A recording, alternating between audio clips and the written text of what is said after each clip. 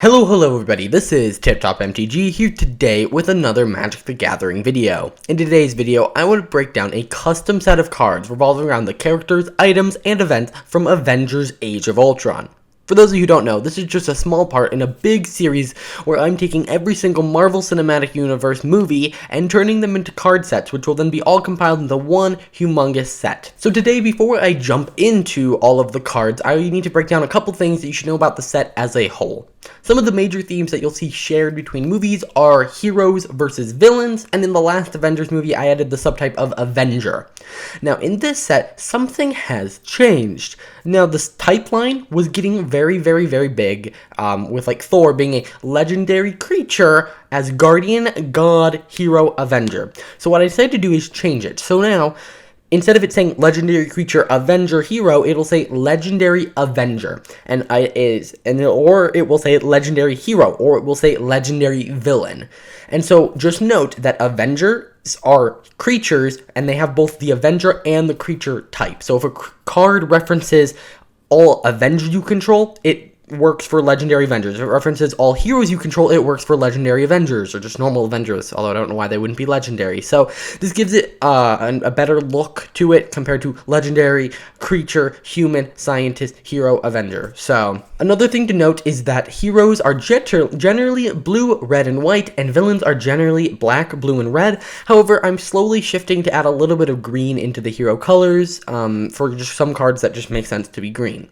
Okay, why don't we jump right into this? First off, one of the major players of Avengers Age of Ultron is Iron Man, and so we have Iron Man, villain, creator. He's a 5-cost, blue and red, legendary Avenger, human scientist, 4/4, and with flying, and he says as long as you control a non-creature artifact creatures you control get +2/+2, so he's going to boost up all of your artifact creatures. And then you can sacrifice a non-creature artifact to create a 0/1 colorless artifact construct creature token. So this is supposed to really represent how, first off, he's this scientist, but he also is going to basically create a bunch of 2/3s, and you can turn things that are generally inanimate, like the staff, and kind of turn them into AIs, which is kind of the idea behind this whole card. You'll also notice a lot of the Avengers have artifact synergy built in just due to the nature of Age of Ultron. Another major character is Captain America Leader. He's a 5-cost blue and white legendary Avenger enhanced human.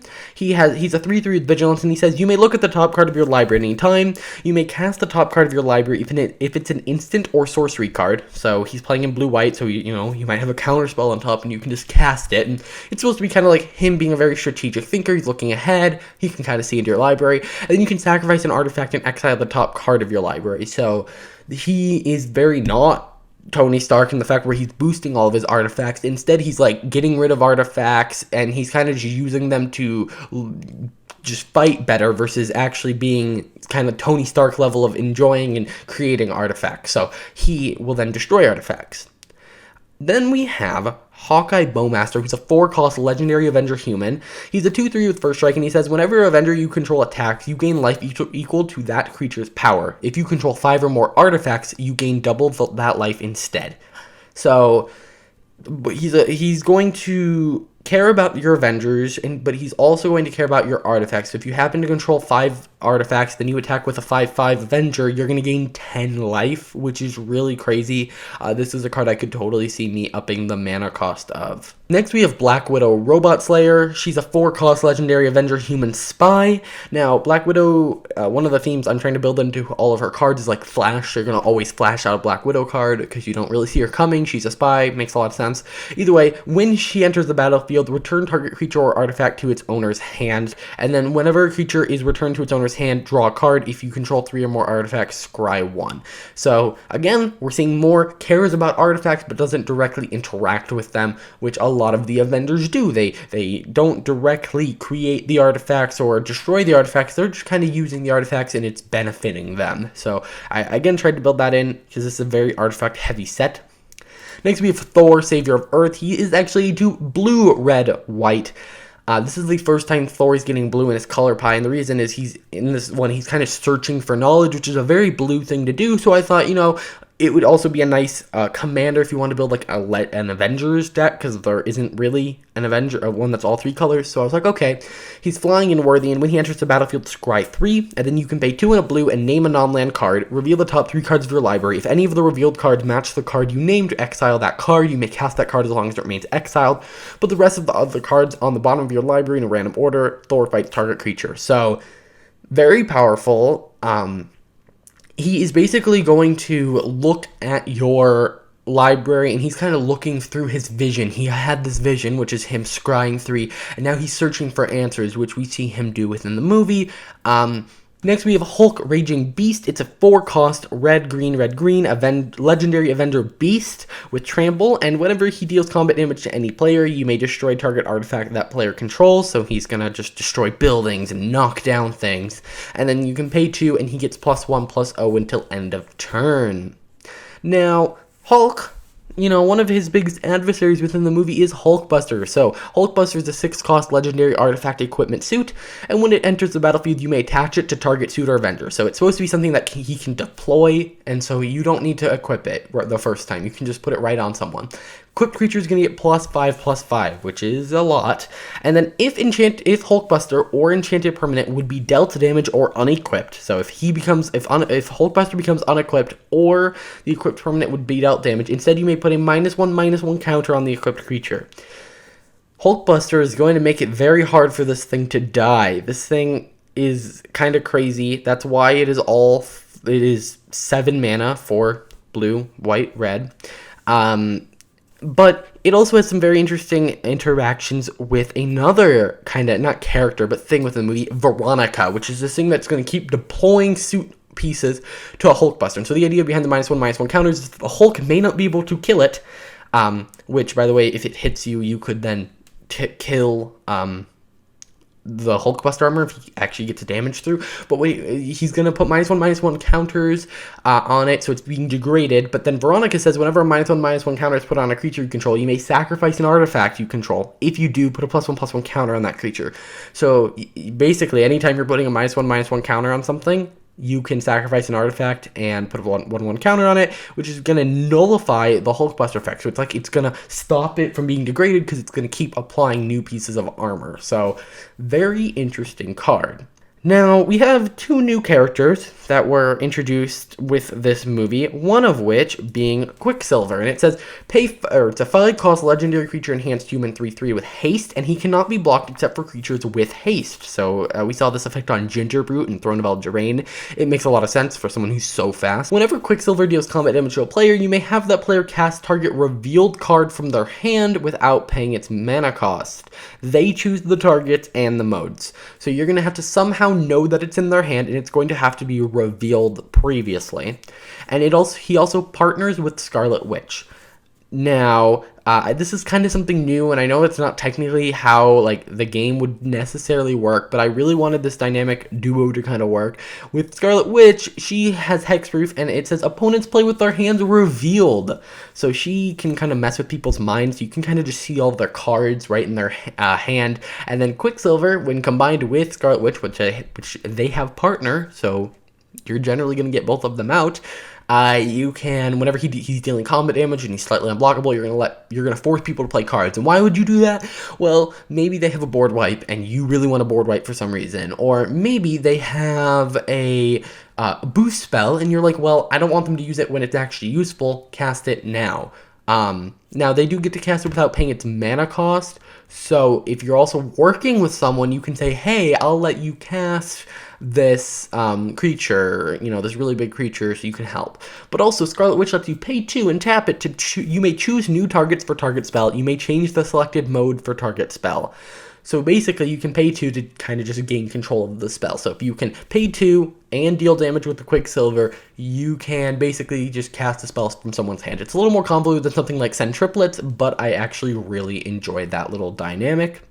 Now we have one more hero, at least one more major hero, which is Vision. It's a 7-cost legendary artifact Avenger android, and whenever you cast an instant, put a +1/+1 counter on vision. Whenever you cast a sorcery, you put a -1/-1 counter on target creature, and whenever you cast an artifact, draw a card. So Vision, I'm planning on his future iterations, he is going to care all about instants and sorceries and artifacts, and so he does that here too, and so he's just kind of this finisher for artifact, for instant sorcery and artifact decks, which generally, that's the theme of the set, is artifacts, and you even see Captain America have a little bit of synergy with instants and sorceries, so yeah. Now, why don't we talk about the villain? Now, the villain has some of my favorite design of the set. He's a 6 cost, but you do 2 of that has to be colorless, legendary artifact villain construct. And he has each activated ability of artifacts on the battlefield. Then you can pay 3 and untap him, and Ultron gets +1/+1 for each artifact on the battlefield. So you can swing with him, and he's just going to become really big, and he's going to have all the activated abilities. And if there's an activated ability that requires you to tap it, then you can untap it with this ability. So he's a very, very powerful card, something that I will playtest a little bit more and may up his cost. You'll probably see the final version on screen now. This is such a powerful card, and it's so fun because the set is kind of built around that. Now, some cards that work really well with him: Ultron Drone, Legion Bot, Ultron Sentry, and the Cradle. And I want to talk specifically about the Cradle. The Cradle is a 5-cost legendary artifact, and it says at the beginning of your upkeep, return all cards exiled with it to the battlefield, and then you can tap and exile target non-land permanent. Now, what this essentially does is kind of just flicker something until your next turn, which is a very powerful effect, but Ultron only steals the activated ability, so he is just going to steal the text, tap, exile target non-land permanent. That is a very deadly combo. Now, it is a combo, so it can be more powerful, but it's just one of the interesting ways that only stealing activated abilities can actually be a benefit. Yes. Now, there are a couple more cards that I do want to talk about, one of which being the Scepter, which is a legendary artifact, and it says, at the beginning of your upkeep, scry equal to the number of artifacts you control. If you control an artifact with power 7 or greater, transform it into the Mind Stone, and then X, and you can either pay 2 or blue. Target artifact you control becomes a creature in addition to its other type. Put X +1/+1 counters on it. So it's going to basically create an AI or create life. And then we have Mind Stone, Creation Tool, which is a legendary artifact stone. And whenever an artifact enters the battlefield under your control, you may have it enter the battlefield as a creature in addition to its other type. It has base power and toughness equal to 3/3 or XX, where X is its converted mana cost. So basically, all your creatures can become artifact creatures, or all your artifacts can become artifact creatures. Which is very powerful. And so if it's like a 1-drop, you can make it a 3/3, but if it's a 4-drop, you can make it a 4/4. So, you know, if it's 1 or 2, you pretty much just want to bump it up to 3/3, and then XX is for anything above that. And then it says artifact creatures you control get +1/+1 for each artifact creature you control. So your creatures are going to get exponentially bigger. So very, very powerful. Although that does mean you open up all of your artifacts to removal spells, like creature removal spells. So, yep. Another interesting card is In the Internet. It's a 5-cost artifact enchantment, Aura. And it says, enchant creature or artifact. Enchanted creature or artifact has all abilities of each artifact on the battlefield. Now, this says all abilities, not just activated abilities. You may activate the abilities of enchanted creature or artifact as though you had control of it. So, you could theoretically put this on an opponent's creature and then activate their abilities. Then whenever enchanted creature or artifact leaves the battlefield, you may attach In the Internet to target creature or artifact. So even if they kill the thing this is enchanting, because he kind of has this whole spread and he can, swap from this body to that body to that body, if you kill the thing it's attached to, this will just swap over to another creature, which is very powerful. Now, so you have to basically kill all of his creatures. So in the movie, they had to kill all of the drones in order to actually succeed. So very, very fun. Next up, I have another interesting one, which is Become Super. This uses a new token, and so it's called a Superpower token, and so it says create a Superpower token, attach it to target creature. A Superpower token isn't used too much in this set, but it will be used more in the future. Now, what is a Superpower token? It basically, when it enters the battlefield, you enchant something, and then for each color it is, you get a choice, and you get to choose one of them. I'll throw that up on screen right now. Overall, I think it's really cool. And then, of course, we have Sagas. Now, I'm basing this off of a story, and sagas are the telling of stories, so I think it only makes sense to have sagas.